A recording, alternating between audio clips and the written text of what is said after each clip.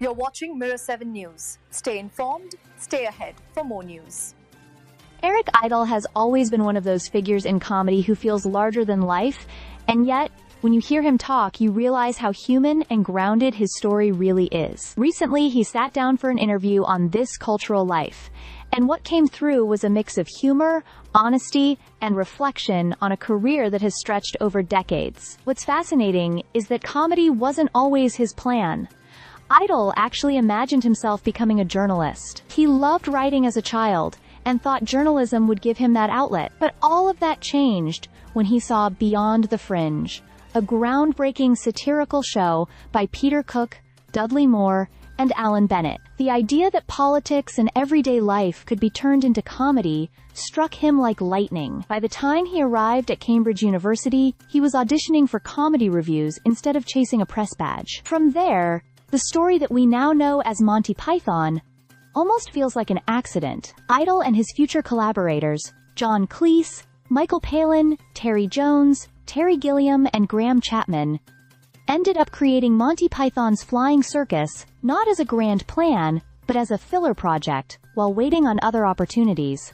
That temporary job turned into one of the most influential comedy shows in television history.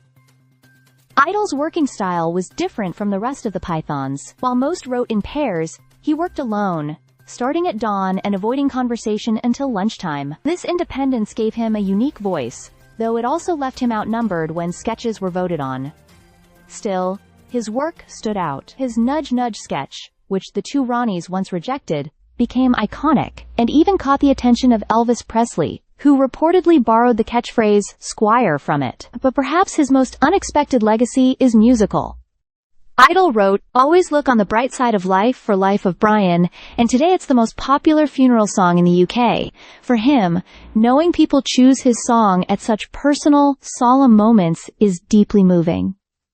And then there's George Harrison. Idle credits the Beatle with making Life of Brian possible. When funding collapsed, Harrison mortgaged his own home to raise the $4.5 million needed to get the film made. Without him, one of Monty Python's greatest works might never have existed.